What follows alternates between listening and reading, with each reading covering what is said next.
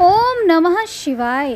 हर हर महादेव। कल आपने सुना था सावन मास महात्म्य अध्याय 1। आइए अब सुनते हैं श्रावण मास महात्म्य का अध्याय 2। ईश्वर बोले, हे महाभाग, आपने उचित बात कही है। हे ब्रह्मपुत्र, आप विनम्र, गुणी, श्रद्धालु तथा भक्ति संपन्न श्रोता हैं। हे अनघ, आपने श्रावण मास के विषय में विनम्रता पूर्वक जो पूछा है उसे तथा जो नहीं भी पूछा है वह सब अत्यंत हर्ष तथा प्रेम के साथ मैं आपको बताऊंगा। द्वेष ना करने वाला सबका प्रिय होता है और आप उसी प्रकार के विनम्र हैं, क्योंकि मैंने आपके अभिमानी पिता ब्रह्मा का 5वां मस्तक काट दिया था, तो भी आप उस द्वेष भाव का त्याग करके मेरी शरण को प्राप्त हुए हैं। इसलिए हे तात, मैं आपको सब कुछ बताऊंगा। आप एकाग्रचित होकर सुनिए। हे योगिन, मनुष्य को चाहिए कि श्रावण मास में नियम पूर्वक नत व्रत करें और पूरे महीने भर प्रतिदिन रुद्र अभिषेक करें। अपनी प्रत्येक प्रिय वस्तु का इस महीने में त्याग कर देना चाहिए।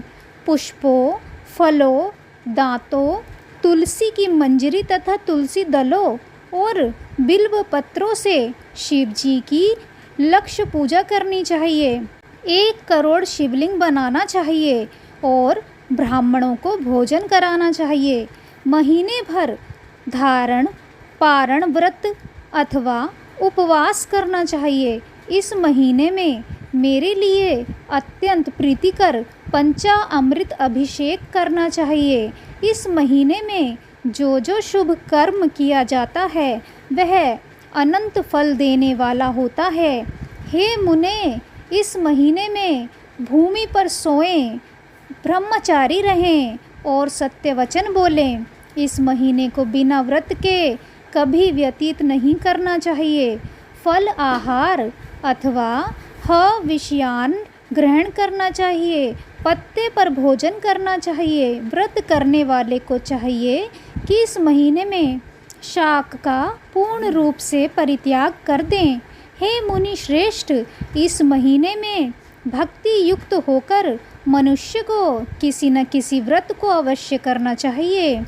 सदाचार परायण, भूमि पर शयन करने वाला, प्रातः स्नान करने वाला और जितेंद्रिय होकर मनुष्य को एकाग्र किए गए मन से प्रतिदिन मेरी पूजा करनी चाहिए। इस महीने में किया गया पुनरक्षण निश्चित रूप से मंत्रों की सिद्धि करने वाला होता है। इस महीने में शिव के षडाक्षर मंत्र का जाप अथवा गायत्री मंत्र का जप करना चाहिए और शिव जी की प्रदक्षिण नमस्कार तथा वेद पारायण करना चाहिए। पुरुष सूक्त का पाठ अधिक फल देने वाला होता है। इस महीने में किया गया ग्रह यज्ञ, कोटि होम, लक्ष्य होम अथवा अच्युत होम शीघ्र ही फलीभूत होता है और अभिष्ट फल प्रदान करता है। जो मनुष्य इस महीने में एक भी दिन व्रतहीन व्यतीत करता है वह महाप्रलय पर्यंत घोर नरक में वास करता है। यह महीना मुझे जितना प्रिय है उतना कोई अन्य महीना प्रिय नहीं है। यह महीना सकाम व्यक्ति को अभिष्ट फल देने वाला तथा निष्काम व्यक्ति को मोक्ष प्रदान करने वाला है। हे सत्तम, इस महीने के जो व्रत तथा धर्म हैं उन्हें मुझसे सुनिए। रविवार को सूर्य व्रत तथा सोमवार को मेरी पूजा व नक्त भोजन करना चाहिए। श्रावण मास के पहले सोमवार से आरंभ करके 3.5 महीने का रोटक नामक व्रत किया जाता है। यह व्रत सभी वांछित फल प्रदान करने वाला है। मंगलवार को मंगलगौरी व्रत का व्रत, बुधवार व बृहस्पतिवार के दिन इन दोनों वारों का व्रत, शुक्रवार को जीवंतिका व्रत और शनिवार को हनुमान तथा नरसिंह का व्रत करना बताया गया है। हे मुने, अब तिथियों में किए जाने वाले व्रतों का श्रवण करें। श्रावण के शुक्ल पक्ष की द्वितीय तिथि को औटुंबर नामक व्रत होता है। श्रावण के शुक्ल पक्ष की तृतीया तिथि को गौरी व्रत होता है। इसी प्रकार शुक्ल की चतुर्थी तिथि को दुर्वा गणपति नामक व्रत किया जाता है। हे मुने, उसी चतुर्थी का दूसरा नाम विनायकी चतुर्थी भी है। शुक्ल पक्ष में पंचमी तिथि नागों के पूजन के लिए प्रशस्त होती है। हे मुनि श्रेष्ठ, इस पंचमी को रोखलपादी नामक से जानिए। षष्ठी तिथि को सुपोदन व्रत और सप्तमी तिथि को शीतला व्रत होता है। अष्टमी अथवा चतुर्दशी तिथि को देवी का पवित्र रोपण व्रत होता है। इस महीने के शुक्ल तथा कृष्ण पक्ष की दोनों नवमी तिथियों को नत्त व्रत करना बताया गया है। शुक्ल पक्ष की दशमी तिथि को आशा नामक व्रत होता है। इस महीने में दोनों पक्षों में दोनों एकादशी तिथियों को इस व्रत की कुछ और विशेषता मानी गई है। श्रावण मास के शुक्ल पक्ष की द्वादशी तिथि को श्री विष्णु का पवित्रारोपण व्रत बताया गया है। इस द्वादशी तिथि में भगवान श्रीधर की पूजा करके मनुष्य परम गति प्राप्त करता है।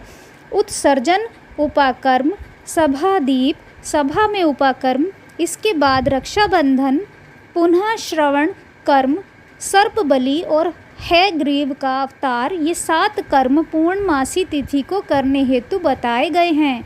श्रावण मास के कृष्ण पक्ष में चतुर्थी तिथि को संकष्टी चतुर्थी व्रत कहा गया है और श्रावण मास के कृष्ण पक्ष की पंचमी तिथि के दिन मानव कल्पादि नामक व्रत को जानना चाहिए। हे द्विजोत्तम, कृष्ण पक्ष की अष्टमी तिथि को श्री कृष्ण का पूर्ण अवतार हुआ। इस दिन उनका अवतार हुआ, इसलिए महान उत्सव के साथ इस दिन व्रत करना चाहिए।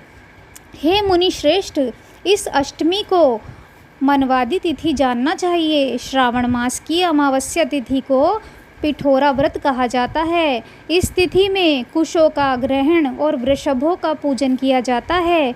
इस मास में शुक्ल पक्ष की प्रतिपदा तिथि से लेकर सब तिथियों के पृथक पृथक देवता होते हैं।